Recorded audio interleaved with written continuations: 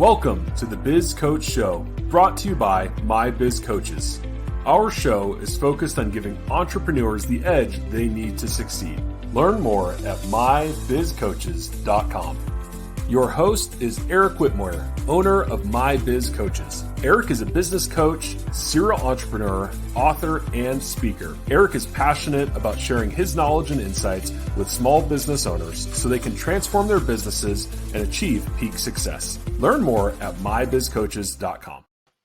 Well, Eric, it is great to be with you as always. How are you doing today? I'm doing excellent, David, and yourself? I am doing pretty darn good. Thanks for asking. Yeah. Excellent. That's good to hear.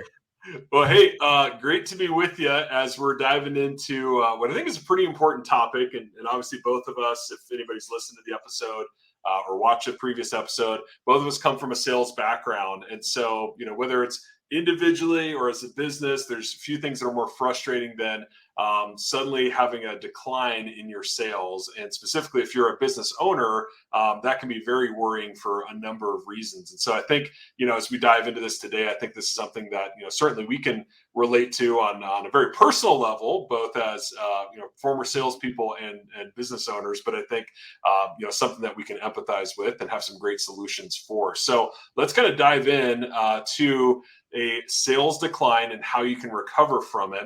And I think maybe the starting point for us today is, what are some of the common reasons that you see as a business coach as to why, clients or business owners can fall into that sales decline? Yeah, a really good question. And interestingly enough, quite a few different considerations there. Some of them that I would think about initially would be, I'm actually going to share a few stories just to iterate the relatability there. But we acquired, as you know, quite a few years ago, had a coffee shop. Mm-hmm. And we did the due diligence. We did the financial due diligence. I was confident that we'd done a good job of that. We went through everything. And shortly after taking over the business, we went into summer. And we expected a decline because it was seasonality, right? Summertime. Hot coffee in Phoenix, not necessarily a really big draw. We did have a good cold brew product that was supplemented the sales, but still coffee in general in the summertime. And then Phoenix being what it is as a destination for others, it's also a lot of locals typically leave Phoenix in the summertime to get out of the heat, right? So you go north or somewhere else. Anyway, point being is that when we took over, we expected a decline through the summer, but what happened was in the fall, the numbers really didn't come back to what previous years had suggested. And we started looking into it and like, man, what is wrong? What is wrong?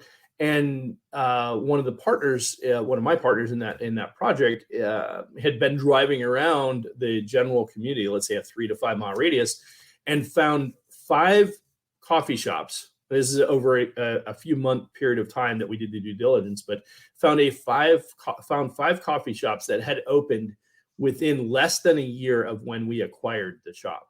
Wow.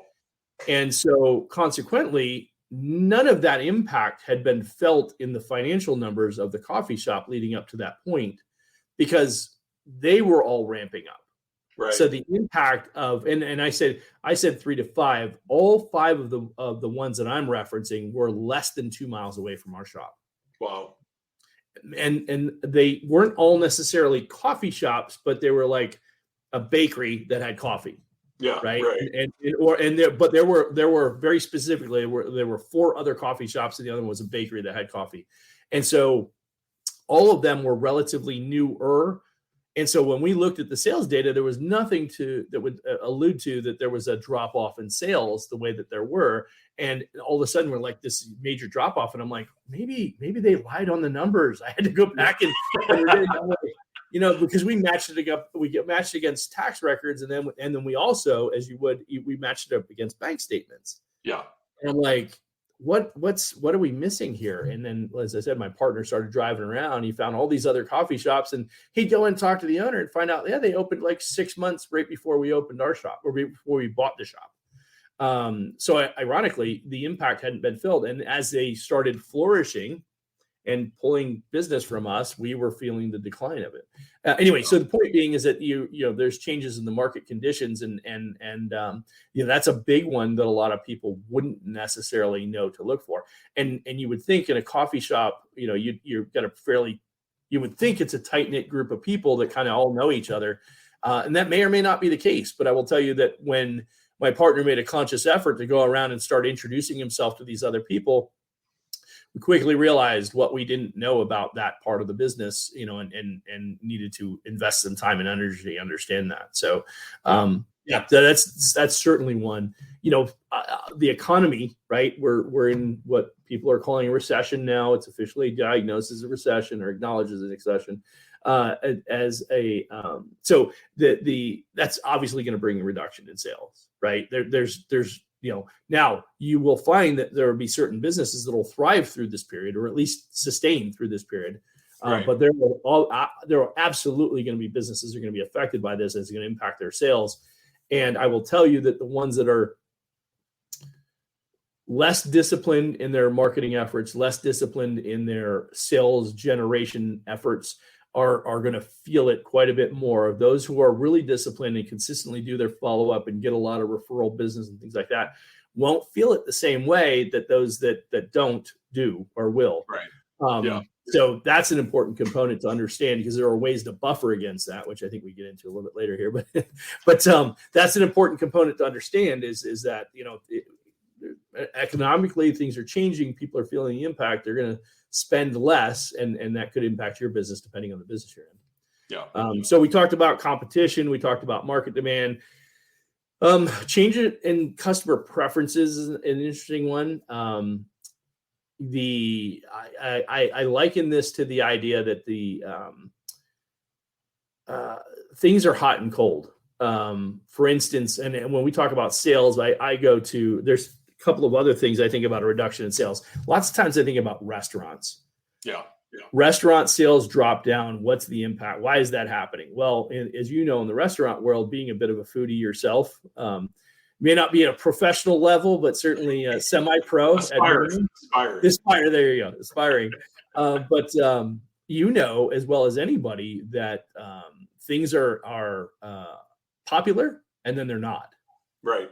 Yeah. You know, and they may come back and be popular again, but sometimes they don't. But that's another consideration. I think that I remember when I was younger, I'm going to say many, many years ago, nightclubs were an interesting business model. And a lot of people would make a ton of money in nightclubs. And then in a short period of time, 3-5 years, I mean, we're talking like crazy kind of money, like millions of dollars kind of money. And then 5-6 years later, they're not a popular nightclub anymore and they're shutting down. Yeah. And I always wondered, I'm like, what a unique business model. I mean, you make a ton of money in a short period of time and all of a sudden you're not cool anymore and nobody goes there. Right. Yeah. You know, customer preferences and restaurants are always subject to that. I literally look back to my early days of my first ice cream business, and one of my clients was TGI Fridays. And I don't remember the last time I saw TGI Fridays. I don't even think they exist anymore. Yeah. They probably do. They probably have some brands out there, but I couldn't tell you the last time I saw one. Yeah. So customer preferences and there's a tendency for things to come and go with I say mood swings. It's not really mood swings, but it's like what's popular now and what's not, and things tend to disappear. And I think what's important to recognize with that as a business owner is know that if you're in an industry that has a tendency to do that, know where you are in your shelf life. Right. If you're buying into an older brand that's been around for a while, make sure that they're staying up with the times and they're adjusting accordingly to be to continue to be influential in the space that they're in. Otherwise, there's a good chance that it disappears and isn't popular anymore. Yeah. Well, so, and then the ineffective marketing strategies is a big one. Marketing pivots. You try to do a new marketing strategy and it falls flat. I would always say that as a salesperson, referencing that as you mentioned earlier, I would always tell people that your ability to generate new leads, new sales is directly commensurate with your efforts in asking for referrals. Yeah. Right. And working at referral base. And I often would say that if I had a really strong month, I could almost always go back and look at the previous 90 days and probably had some really significant effort that led to, and there's some I call it sales karma that kind of plays out, I would say, but a little mystical on you there, but there's a little bit of sales karma that seems to tend to play out. But if I did a lot of effort in the 90 days leading up to, I may have had decent months, but for some reason on a particular month, everything would seem to culminate and I'd have this phenomenal month. And it just kind of felt like it came from out of nowhere. But if you actually went back and you looked, you'd see that maybe I did some additional events, or I had some unique opportunities with referral partners that drove me a lot of extra business, or one big client or something like that I've been working on for 6 months all of a sudden played out. And that has a tendency to play out. And I think that in small business, we see the same thing. Right. So, and you talk about customer service. If your service is lacking, your sales are going to follow suit, right? And so the reverse of what I just referenced. If you've done a good job of selling, but the service isn't resulting, you're dropping the ball and following through on things. Yeah. You close a bunch of clients, but then you'll come back and bite you in the butt because you'll start losing it. And then that bad recognition, and we've talked about this before on the show. It's if it 10x's, if it 10x's at sales, if you 10x your sales because you're doing all these extra things, you're 100xing in the reverse if you're putting out a bad reputation or something. Yeah, well said. So, but a lot of different reasons that can cause a sales decline. And one of the things that I go back to, and I joked about this the other day, is if somebody asked me that, the first thing I think of, what are you doing with your sales process? Yeah. My bet is you're shortcutting your sales process. Yeah. Off the top of my head, the first thing I look at is I look at my sales process before I'd even look at my marketing, before I'd even look at the market demand or anything like that. Am I following my sales process? Because my guess is you're likely not. And now that's, to your point, 25 years of managing sales. So yeah, right. Well, let's dive a little deeper into that. So let's say, I'm a business owner and it's, I'm good at looking at the data, which not all business owners are, but let's say I'm week 2 or week 3 of a pretty notable week over week decline in my sales. Like what should be the first 2 or 3 things that I should do?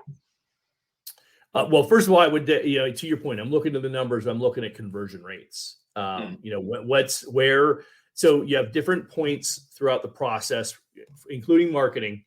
So if my marketing hasn't changed, right? If my marketing is consistent, I'm trying to think of a model we can use. Let's use, for instance, something I'm relatively familiar with. Let's say a landscaper, not a traditional landscaper maintenance, but let's say a hardscaper where we do turf installation and pavers and all that fun stuff, right? Very popular thing here in Arizona, particularly in the Western U.S., to have your yard all done up and everything.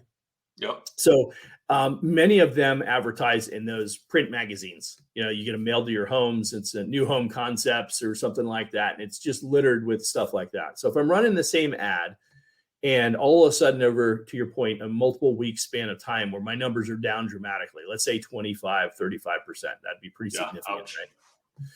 So the first thing I'd look at is if I haven't changed anything there, the next thing I would look at is what's our call volume look like? Because that periodical that I'm using to market in should be theoretically generating the same amount of phone calls.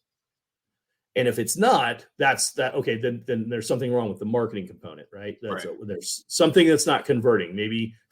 Honestly, I'm going back to our early days in wireless, and I remember we actually ran an ad and nobody could figure out why it wasn't working.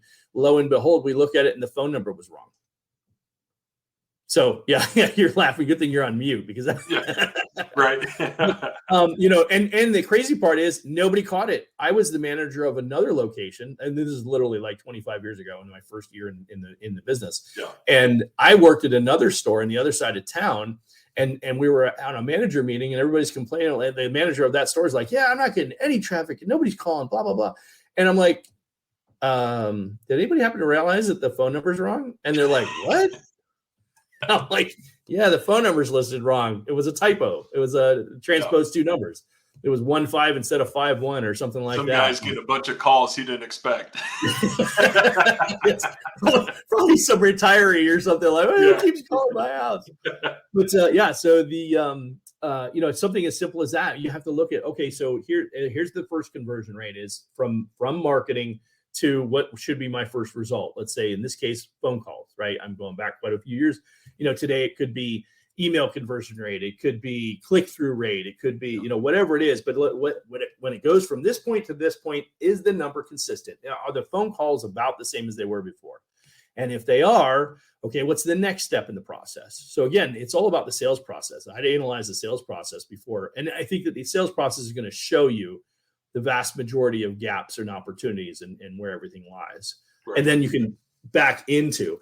So if the phone calls are the same, then you got to imagine, okay, well, at that point, if the phone calls come in and who's taking the phone call? And how does that go from the phone call to the actual sales conversation, right? Does somebody field the phone call and then it becomes an appointment? Does the person on the call, are they the salesperson that can close that sale on that conversation? What does that process look like? And each step of the way, there's a reduction in, right? If we start with 1,000 people, the 1,000 people that I am using as a reference point, right, that come through. If it goes from 1,000 to 500 and from 500 to 100, from 100 down to 50, and out of 50 qualified appointments, we usually get 12 sales. Yeah. So we have a 25% closing ratio on that rate. But the idea is every one of those steps, if those are all consistent and the drop off is at the very end, well, then it's in your closing process. Somebody's not closing effectively. Right. Could be pricing at that point. It could be, maybe you have a new salesperson who's not converting well. Right. I mean, it's literally the idea is that if you have a good sales process, you can go back and step through it. You can figure out where the disconnect is. Yeah. And it literally has to start from customer acquisition all the way down into those final steps. So that's where I would go to. I mean, that encompasses both marketing and sales. And really kind of look at that. The other thing you need to understand is how many of your sales come on first call close, how many of your sales take multiple conversations, right? Yeah.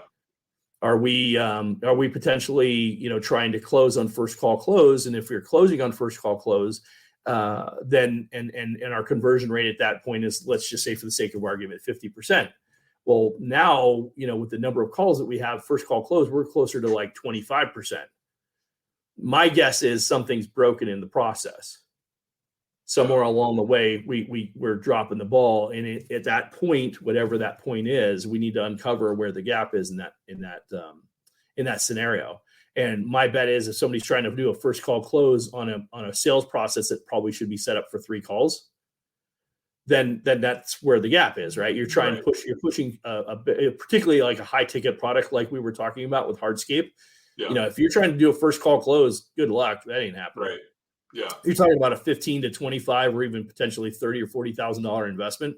Yeah. That's going to be multiple conversations. The client's probably going to shift. They're probably going to shop around and get competing prices. You're going to have to go back. You're probably even going to proactively have to call back and say, hey, did you get those other quotes you were looking at? Where did we fall out? What other questions can I ask you for? You can't just assume that your one pitch is going to close that deal. You're going to go back and do multiple follow-ups with that client, because if they're getting shopped by, or if they're shopping other potential vendors, you got to do your due diligence on your end to make sure that you're staying top of mind with them, whether that's through some kind of drip campaign, constant follow-up calls or texts or something, but you need to stay top of mind throughout that process, especially if you're the first one to present to them. Right. Because people have a tendency to only remember the last presentation they had. Yeah. Whatever's freshest in their mind, right? Exactly. Yeah. Yeah. And as salespeople, we have a tendency to forget that. Yeah, absolutely. Well, you kind of, I'm seeing this little bit of a fork here where there's external things and then there's internal things. So maybe let's kind of look at the external piece of this first. And let's say there is, something broken with the marketing side of it, and we're just not reaching people the way that we were. What's some strategies that a business owner can use to attract and convert maybe new prospects during that sales decline? Yeah. So the first thing I would look at, again, I'm going to be facetious, but the first thing I would look at is, are we talking to print and radio versus digital? Because if you're not doing digital, you're not doing it right. That's going to be the first thing I would say. Now, there's nothing wrong with supplementing your marketing with print, media or radio or even potentially cable. But cable's different today. It's not cable. It's streaming, right? It's streaming on whatever, Hulu or whatever. But the point, that's really more digital anymore these days. Even radio, for that matter, can be a lot more digital than it ever was before, because you're usually doing it on a podcast like our show or something like that. And there's actually a digital tracking that you can do from the medium. But print ads, even there's some with that too. But so anyway, if I segregate the two and I just let's focus on digital, because when I say digital, we have footprint of how people got where they got and how they went, where they went to the next step. And so the beauty of that is it allows us to recognize those decision points that I referenced earlier and see where the gaps are. But if you're not driving the traffic, then it's often a message like, what is your offer compelling? I mean, that's one of the first things that we ask a client to look at. Probably the first thing, I won't say probably, absolutely the first thing we'd ask a client to look at is say, okay, who is your ideal client, right? Who are you talking to? Who are you targeting as a client? If I'm selling hardscape to somebody who rents a house, not gonna work. So if you're targeting community, like for instance, it sounds a little bit of a stretch, but I guarantee you there are particular areas in Phoenix, the Phoenix Metro, not just Phoenix, but in the Phoenix Metro area, which is where I happen to live. I live in Chandler. I will tell you that I know for certain that there are areas of the Phoenix Metro area that have a high propensity for rental, even though they're single family homes. Yeah. So a large number of rentals. They could be short-term rentals like Airbnbs, or they could be long-term rentals, a traditional, renting a house from somebody. But there are certain parts of town that have a much higher propensity for renting. And if your marketing is going after that target area, that may not be the ideal target market. Right. You generally speaking, somebody who's doing a rental, whether it's short-term or long-term, they're not spending a ton of money on fixing up their yard. So you need to make sure you're targeting the right areas. Now, on the flip side of that, if your target market is, you're doing hardscape and you're targeting a particular community in the Phoenix Metro, let's say, for instance, Paradise Valley, which you and I both know is a nicer community, right? It certainly has a fair amount of money. And I will certainly say, from being in those neighborhoods and seeing those homes and being in many of those homes, quite honestly, knowing very well that you're talking to easily, people will drop a couple $100,000 on fixing up their yards and making them the way they want them, right? Yeah. You're talking gazebos and casitas and all kinds of stuff, right? I mean, it's like top of the line kind of stuff, $100,000, $200,000 pools and all fun stuff like that. So if you're targeting that and all of a sudden everything drops off, well, now are we offering the right service? Are we offering the right solutions? Right? Is our marketing targeted to the client that is the offering that we're offering targeted to the client that we're offering it to? And then is our offering competitive? I think that there's one of the disconnects that I used to get frustrated with in the wireless industry is that the marketing may not be there was a strategy that was often proposed to us that we should I'm trying to think of the best way to say this, that we should use a loss leader basically to get people in the store, right and so it's like give away the free car charger, give away the free car charger with the phone activation, right? Well, anybody who's bought their items on Amazon or some other online format, recognize that they can get a car charger for about $6 or $8, maybe cheaper, depending on what they're willing to accept. And consequently, $6 or $8 isn't a really compelling reason to buy a phone. Right. Yeah. So, what's your offer and who are you targeting again? So those are other key components. So who are you targeting? Are you targeting the right product to the right customer? And then, what's your offer? How compelling is your offer? Because when you're trying to reach out, and this actually goes back to Chet, dang it. Let's see, it was Hughes. Now I'm going to have to reference check it. He did a pyramid. And in the pyramid, he broke it down, and he basically said that people that are in a buy now mode, somebody will buy right now, that literally only represents 3% of the population. So if they're in a buy now mode, you're looking at about 3% of the population. There's another subset or another set of that, which is 7% of the population. So you got 3% is the top, very top pyramid, the little piece at the top. Then there's 7% right below that. Those people are ready to buy, but they don't know who you are. They don't know, like, and trust you yet, right? So they're ready to buy. They're not ready to buy from you because they don't know you, right? And then the next subset, so that represents 10% of the population base. So if you had the right offering to the right person, they would buy it now. Yeah. That's 3%. If you had the right offering, but because they don't know you're not ready to buy, that's the next 7%. Then the next subset after that, and it kind of keeps breaking it down until you get to the group at the bottom, which represents about 30% of all the population, has no idea who you are, has no interest in the product that you're selling, right? And so right, exactly. And so they just progressively gets further away from your target audience. And so if you have the right market and the right offer, and you have the right target client, and you have a good, compelling reason to buy from you, and you do a great job of conveying what you're capable of doing for them, you add all of that, you have as much as 20 or potentially even 30% of the marketplace that you can capture. But you're also competing against everybody else who's offering the same thing. So you've got to be competitive, you've got to be aggressive. And then, I think that again, going back to use Hardscape, what I use to get somebody to engage with me is that lost leader concept. But I've also got to be able to upsell once I engage with the client. Yeah. Right. So and I think that's another big piece of that. What I sell as my core service, my core offering, is one thing that's going to get you to engage with me because it's compelling. It's what you're looking for. At least that's what you think you're looking for. And then what I do is my upsell is what are the incremental things I would add with that really rounds out and makes this a full purchase. Not only for me as a business where I'm getting more incremental revenue, but you as a client, you're getting the best value. Yeah. Well, I just to add to that, I think one of the things that people need to, think about is the quality of your marketing is associated with the quality of your product or service. And so, just one really basic example that I've seen is if you're looking at, two, we'll go with the hardscaping still, two hardscaping companies, and one in the ad of their website has, really high-end design, great fonts, everything looks clean and polished, modern. The photographs are high-end, right?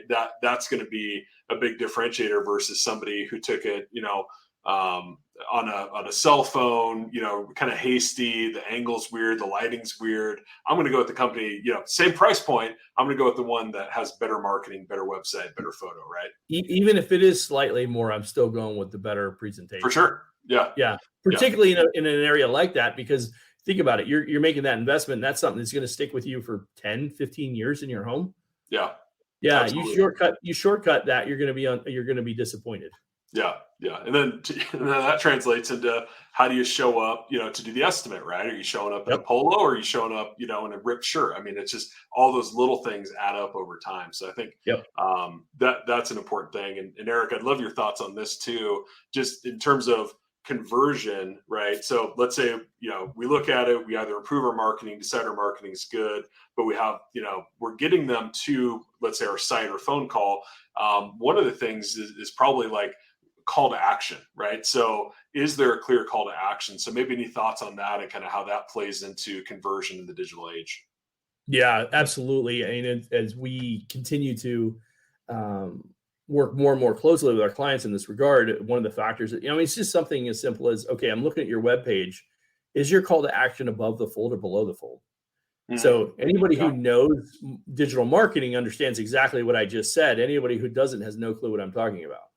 And is such a gap, right? I mean, it's like you either know and you understand, or you have zero clue. And if you have zero clue and you built your own website, then you are not converting at a rate you should be converting at. Just simple as and above the fold, just for clarification's sake, meaning I'm looking at your web page and everything that I'm seeing is what before I have to scroll down. Right. Yep. To be clear.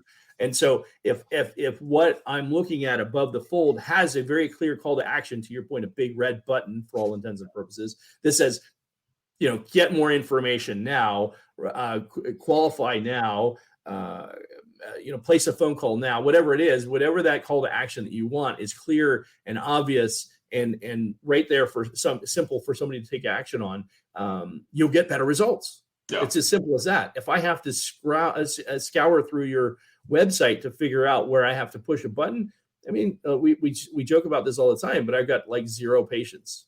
Right. Take two sites, put them side by side. They could be phenomenal, both of them. One has a clear call to action, the other one doesn't. It's 50% better results, guaranteed, right there.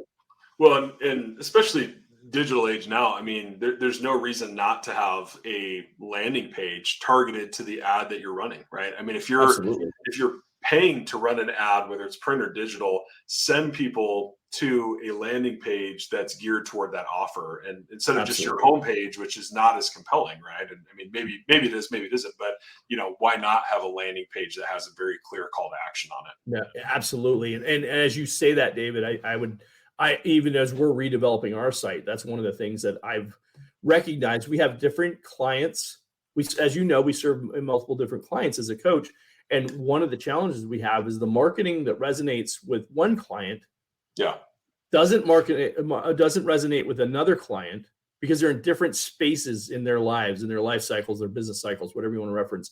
And so consequently, this ad copy does not resonate with this ad copy, the client who's reading this ad copy. Yeah. And so the way that you solve for that is rather than drive my clients to my website, I drive my clients, to your point, to a specific landing page. If I have a business owner who's looking to exit their business and they want coaching on how to prepare to sell the business, that copy is going to be completely different than the person who 3 years into their business and wants to add, 5 new trucks to their routes or whatever. Yeah, totally. Right. Completely different sales strategy and copy that's going to resonate. So to your point, it makes zero sense to send people to a website anymore when you can just use a simple landing page. Not to say you want to have a website, but I don't want to drive my traffic to a website. I want to drive my traffic to a landing page, give them a single clear call to action with copy that's speaking directly to me as a consumer. Right. Yep. Yeah. Couldn't agree more. Great point. Excellent. Okay. Well, hey, let's transition then. So we talked about some of the external stuff. Let's kind of go internal a little bit here. So you talked about, some of the internal factors, whether that's broken sales process or one of the things that we didn't really touch on, which is maybe like team morale. So, I mean, we've seen this unfortunately where, change in a comp plan and then everybody just loses their mind and they can't focus and nobody sells anything, or weather. I mean, there could be so many different things that become a factor. Be curious your thoughts on that, kind of those internal things that maybe the business owner doesn't think about. Yeah, it's interesting as you say that. My mind goes in a million different areas. I mean, you referenced comp plan. I mean, how many times do we change a comp plan and literally like sales shut down for 4 days? Yeah. Like our conversion ratio is normally 15%. All of a sudden we're closing at 7% and nobody can figure out why. I'm like, no, I can tell you why. Yeah. Everybody's still trying to figure out how to get paid. They don't know what to sell. They don't have their numbers. Exactly. So, I mean, any kind of unique change in the business is going to distract from the primary focus of driving sales results. Yep. And as unfortunate as that sounds, it's the reality in almost all businesses. When there's a unique change or transition in a business, we often find that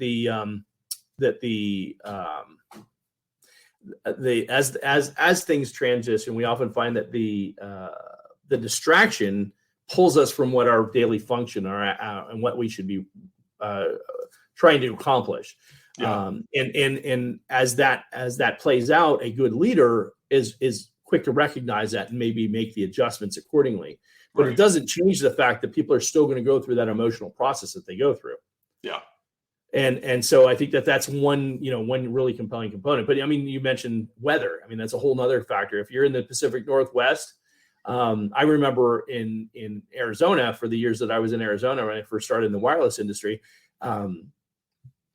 nice weather day, it didn't matter. It was always nice, right? 300 plus days out of the year. It's sunny and beautiful out, right? Now, how hot it is might be a little bit different, but it's still nice out, right? Yeah. It was when it rained and we had the torrential downpours, that flash flooding and all that fun stuff, that people didn't come out. Yeah. Consequently, I moved to the Northwest, the Pacific Northwest, and it rains all the time. Right. And, that was, people are shopping all day long, every day. It doesn't matter what the weather's like, but you get a really nice day in the spring, and now all of a sudden you can't find anybody. There's like nobody in the stores, right? Yeah. So those are unique things, obviously, that factor in.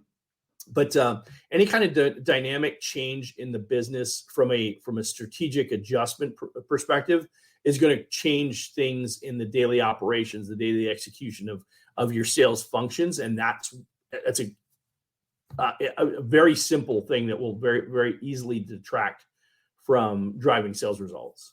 Yeah. So a lot of functions there. I think that the more that you have a better handle on what could distract the business, the better you're going to be at adjusting. The reality is you can't change some of those things, but if you're familiar with it, and if you're tracking, right, that's another big thing I think is important. If you're constantly tracking those sales, you will see the trends, and when you recognize the trends, now you can plan for them more effectively. Right. Like, for instance, when we were in the Pacific Northwest, one of the things we specifically did when the better time of the year was coming, when the weather was nicer, we started moving to the point where we're actually having, we're doing outdoor events. Yeah. Because people are outdoors. So we're moving to outdoor events because it was easier. We draw people into those events to capture business rather than try and drive them to our stores. Yeah. So go where the customers were, basically, was the analogy that we were trying to use. Right. And I think that's a big factor as well. Yeah, absolutely. No, that makes sense. And so I think, just looking at those two things, right, it's sometimes one or the other, but sometimes it's a combination. I think that's where it's particularly challenging, is if you have, external pressure, marketing issues, and your sales team has morale issues, and you have a bunch of new people that aren't following the process, like that compounding effect can be really difficult to manage through, which kind of leads me to our next question, which is, as a business owner, what are some of the important things from a kind of a mindset or psychology perspective that allows them to stay positive during those sales declines? Well, I think that the one of the things that we haven't addressed yet, and as directly is the metrics that we should be measuring. Sure. Yeah. And the reason I mentioned that before I answer that question is I think what's important about that is when you know the metrics really well, and you know what metrics you're tracking that are relevant for your business. I mean, you theoretically should be able to, and we mentioned this before again on the call. If I take the metrics of each of the different conversion rates that I want, and all the different factors that play into those conversion rates, and I know what I'm looking for, well, I can see the trends. Like, for instance, to your point earlier, you mentioned 2 or 3 different factors all combining at the same time, right? Yeah. You're going to see that play out in your metrics if you're watching on a daily basis. And one of the things I think is important about the sales metrics, all of your collective metrics that you measure, and we've talked about this before, having a certain set of key KPIs. So not like KKPIs, right? Right, like super important KPIs. The ones that give you the most insight in your business. And if you take those handful, 6, 7, 8, 10, whatever that is, and you're looking at them every day, you'll be able to see the trends, and you'll recognize that the new sales team that came on board that's struggling with the conversion rates is pulling down our close rates at whatever point, right? Let's say at a retail store. And I'll start seeing that play out. And oh, by the way, with a compensation plan change. Well, now there's a compounding effect, and I'm actually going to see that play out even more so. So now we got new people, and then you're going to see my experienced people are dropping off because they're distracted, they're frustrated, they're not engaged the way they need to be. And then you add yet another component, let's say a seasonality change or whatever else it might be. And now all of a sudden, you got some negative attitudes because you got bad leadership in a handful of stores, and you're in a position where you can't change it all out at one time. Well, now all of a sudden you got boom, boom, boom, and you're like, why are we closing it at half of the rate we should be closing at? Yeah. And to your point, but you would see that in the metrics if you're looking at your numbers every day. So that's the reason I bring that up. Now, kind of going full circle back to the question you asked is, how do you manage through some of that? The important part is to see it. Yeah. Right. And that's where I having my background, having been in accounting, I always looked at the numbers as well as the people. Yeah. Right. I see it as you have the science and the what's the other terminology I want to use? Art and science. The art and the science. Thank you. Yeah. So you have the science and you have the art. The obviously the science is the numbers. The art is in how you manage people, right? Because people's personalities and things like that, they're all malleable. They adjust, based on the day. I mean, on the whim. I woke up this morning, I was in a great mood, and then I got in a car accident on my way to work, and now I'm miserable and I'm grumpy, or I got a phone call from my spouse that distracted me, and now I'm completely frustrated and I'm not focused on what I need to be focused on. Right. You can literally see that play out if you're watching the extra, right? Yeah. So my point being is that if I see it play out in the numbers, a good leader can look at that, analyze that, and say, okay, now I need to go and assess what's going on. Maybe that's just a simple phone call. Yeah. Right. To the individual, the group, the team, or whatever. It could be a sit down conversation. It could be, maybe I go to the facility, or I sit down, or I sit through a sales process with somebody and find out what's going on. What are we doing wrong? What gaps are in the sales process, or whatever it might be. But you can't coach to what you don't see. Right. Right. And if you see it, then you can coach to it, because now you can make adjustments based on what you're seeing. But if you can't see it, if you don't know it, you don't see where the disruptions are in the business, you'd never be able to adjust it. And I've seen people, but this is a good example. Take a business owner who's not really actively involved in the sales process in any business, doesn't matter what it is. They empower or maybe even so much as because they don't want to do the sales part of it. They like the back end part, the execution part, but they don't want to do the front end sales part of it. So they give it to somebody else.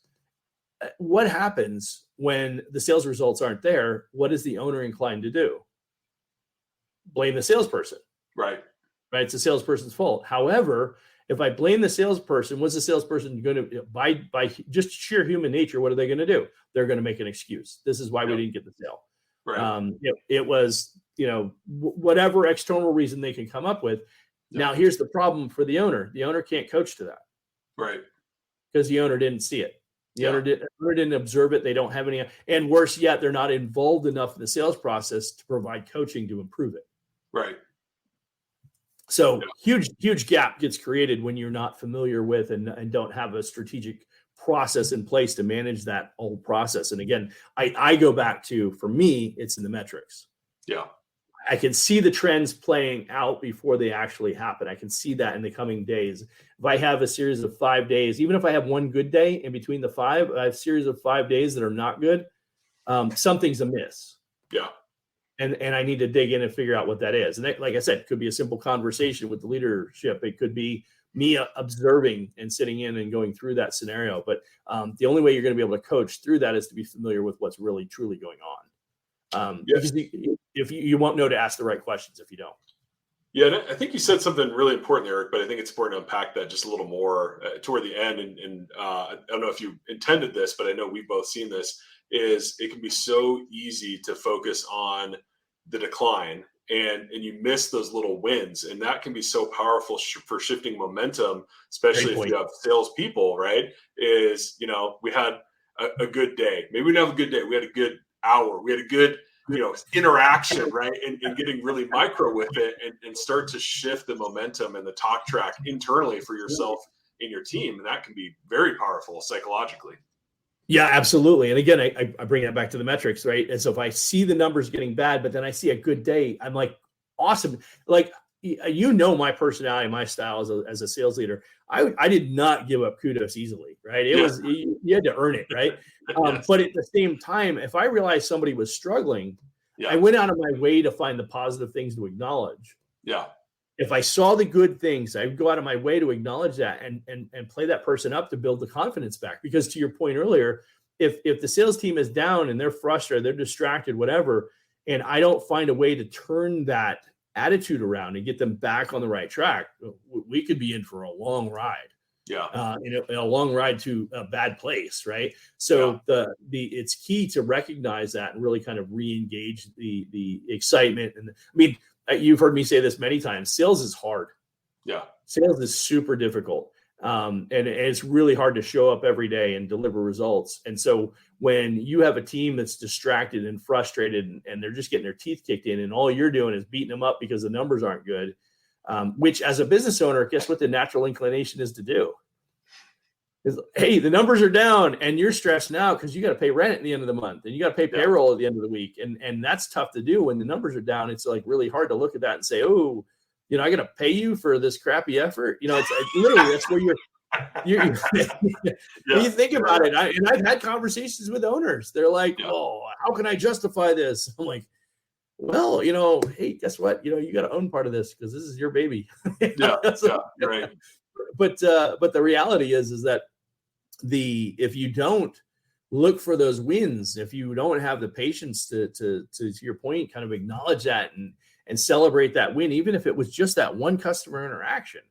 Yeah. Right. To give them the confidence to go have the next customer interaction, to have the next one. And it's so easy to fall off that horse at times, right? Things are going so well. You don't even think of it. Everything's just coming second nature. Sales are just loading up. And then all of a sudden you're like, I missed one.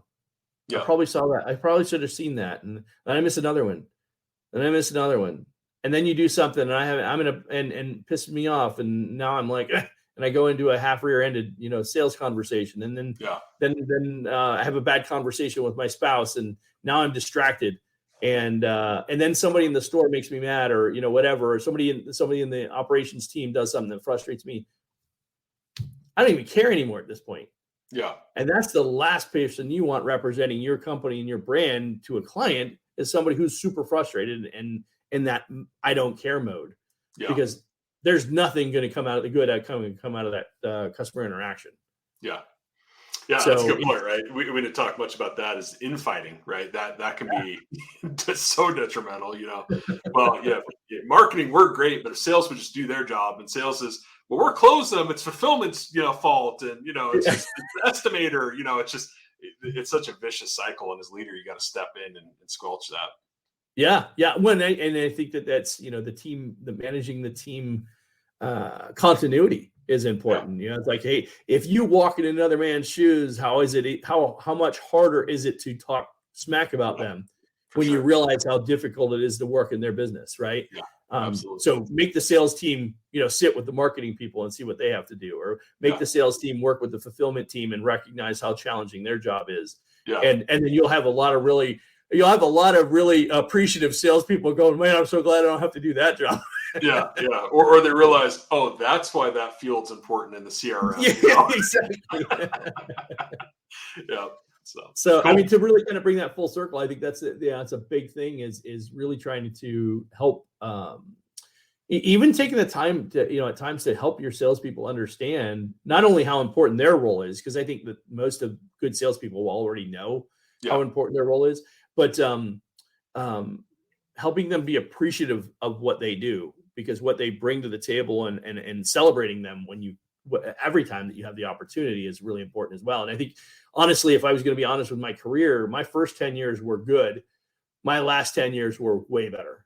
Yeah. And a lot of it was because I learned the how important it was to celebrate success. Yeah.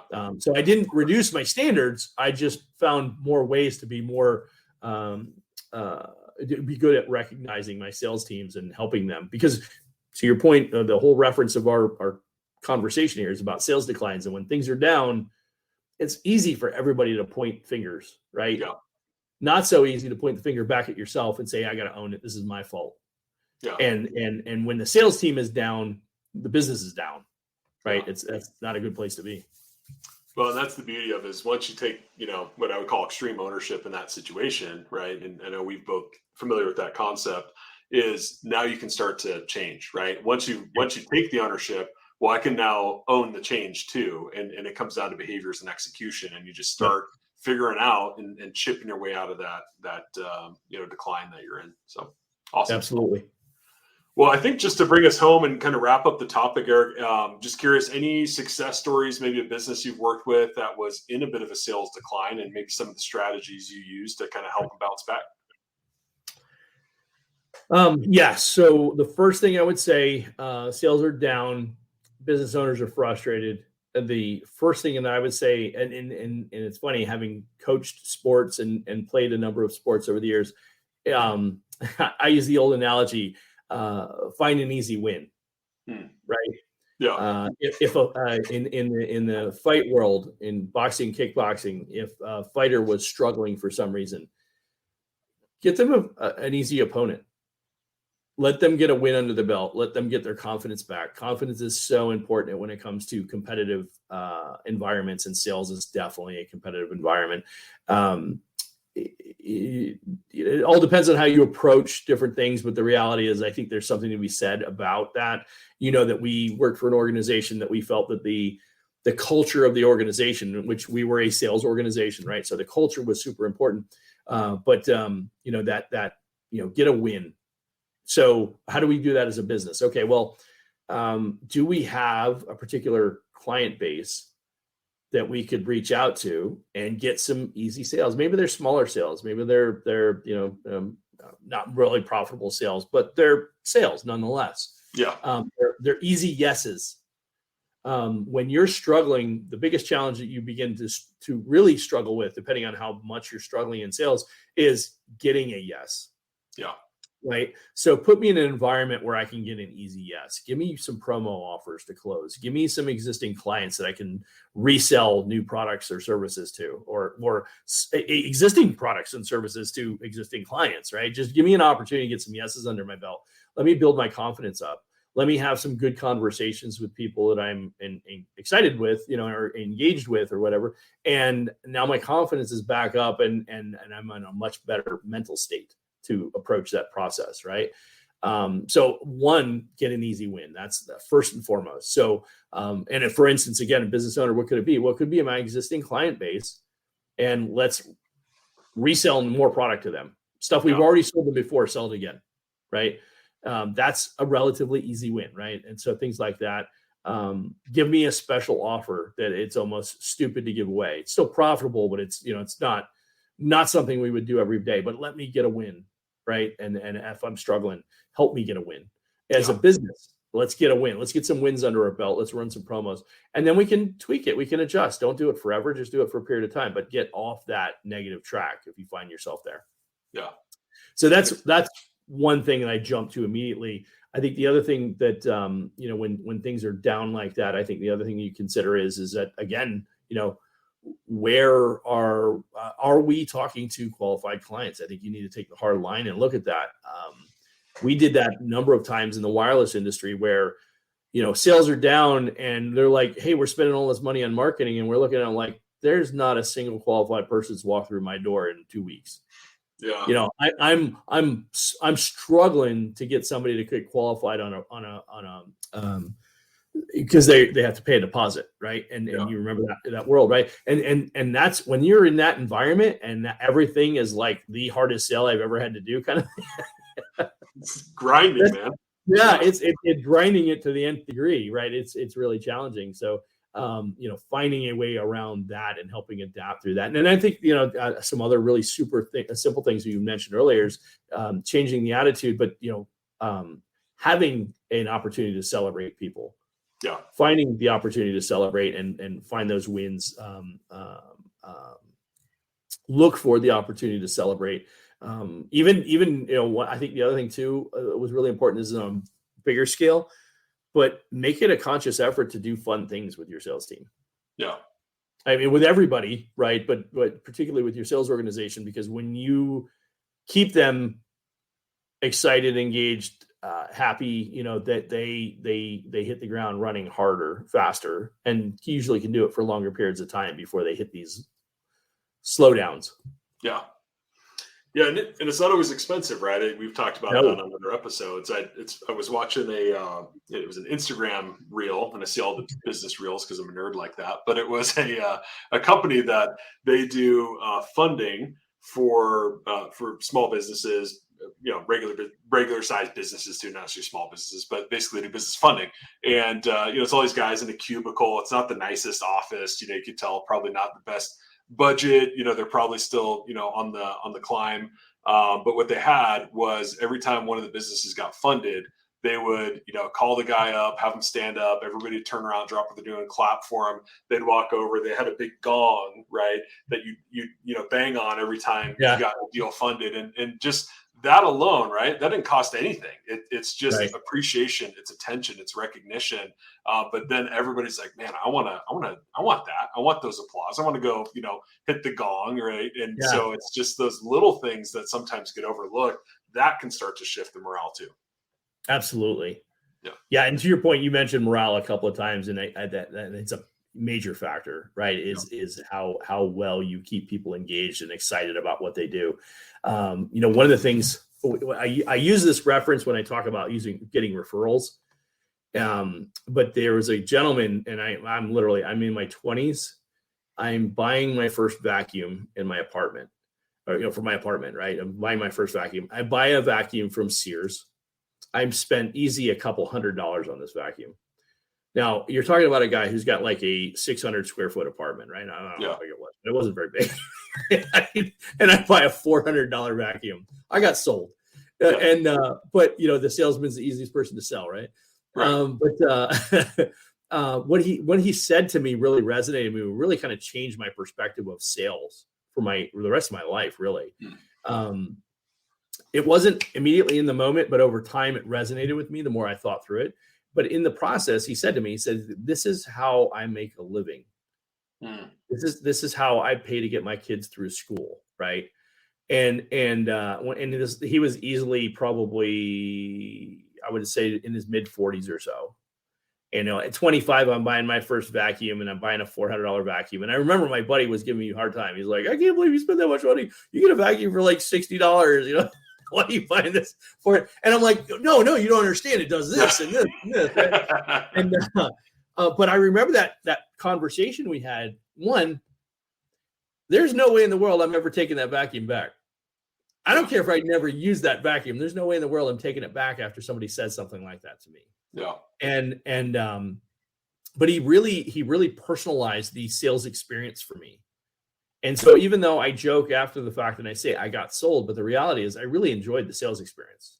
Yeah. He taught me things. I felt educated. I didn't feel like I was abused or taken advantage of in any way. He didn't screw me over, so to speak. And at the end, when he really personalized it, he said, this is how I make a living. I'm like, I come to respect him that much more because of that.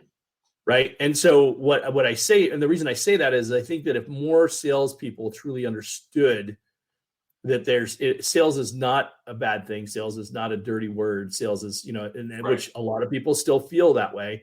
And I think that's an important component for business owners to remember. It's like, hey, this is a tough job, but these people really, if they do enjoy what they do and they appreciate the client experience and how they solve the problems for the client, it goes a long way. And if they approach this as a true career opportunity and they learn a lot, you learn so much more working in the sales department than you do in any other department, in any company. Guaranteed, 100%, hands down. Right. And so at the end of the day, and more business owners or more people who are business owners had a background in sales than any other category of business. And mostly because most people realized that they needed to learn sales to be effective as a business owner. Not everybody, but a lot of people, majority of the people. But it's because it's that natural, hey, I can do this. I believe in myself. I believe I can do this. And I think that's an important part. And as a business owner, you need to encourage that. I think that's what I'm trying to get at. And if you help the salesperson recognize, hey, this is an admirable career, this is a great opportunity, and compensate them effectively, you're going to get really loyal people who will stick with you and help you drive that business. And sales declines aren't nearly. I think that, in my opinion, sales declines are more reflective of internal circumstances than external. And I would say that that's probably 2x. I would say 2 times more often that it's an internal situation than it is an external situation.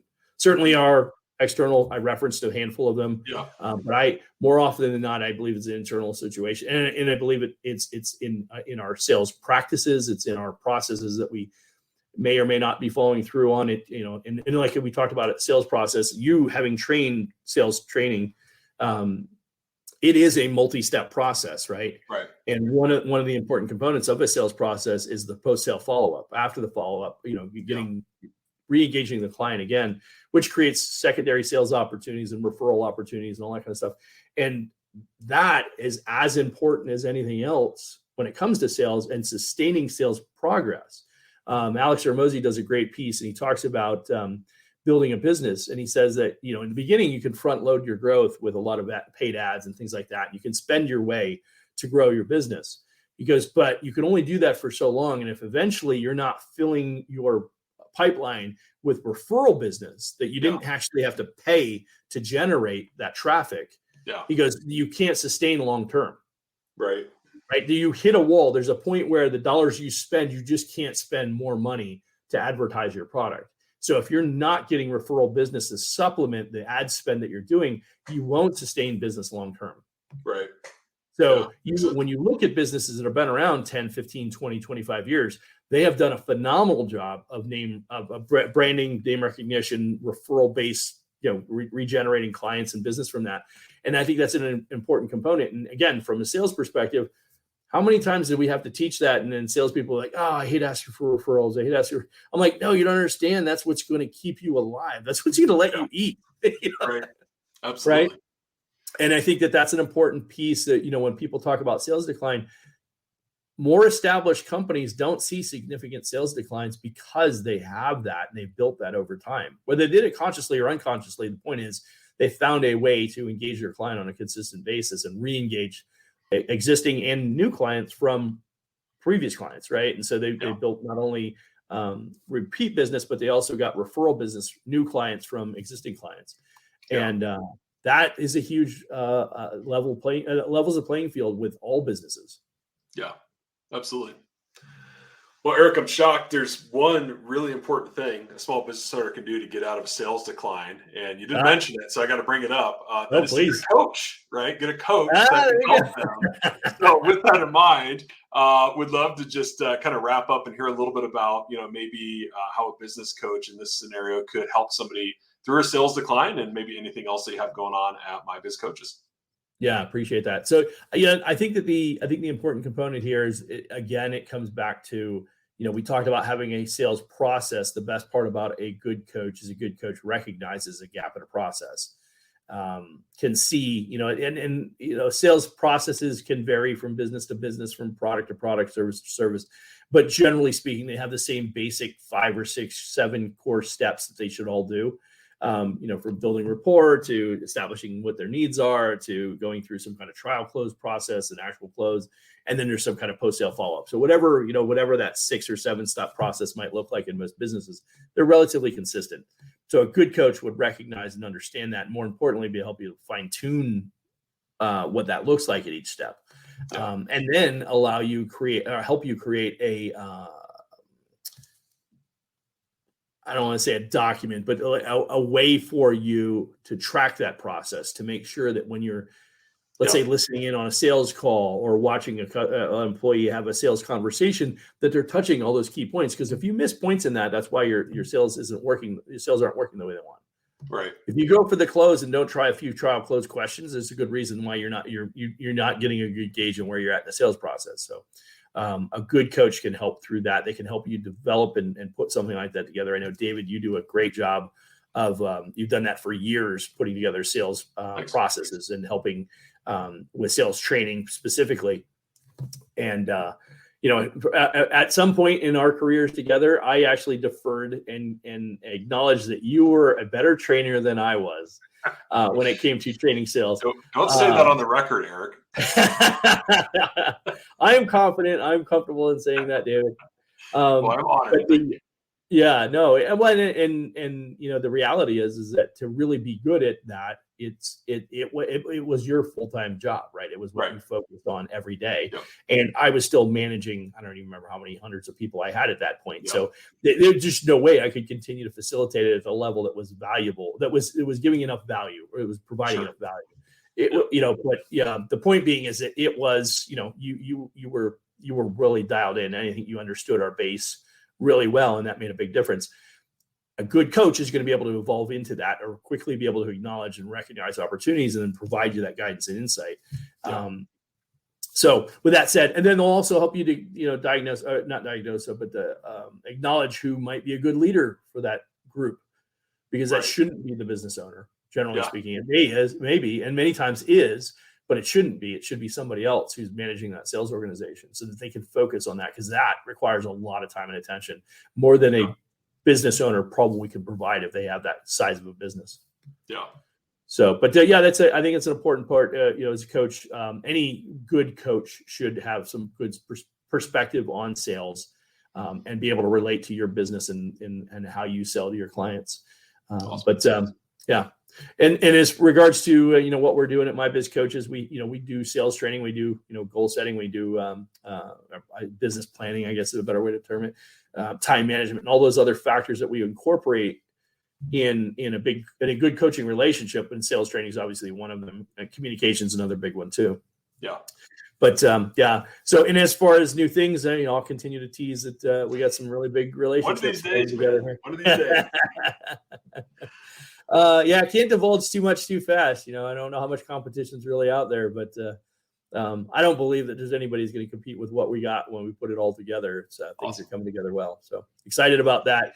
But the last thing I would leave anybody with, and this is a good reminder about coaching in general. Even in sales, you need somebody to be leading that group, as I mentioned earlier, and that shouldn't be the business owner. It needs to be somebody who understands how to not only sell, just sell in general, but more specifically sell your product well, your product or service, whatever it is for your company.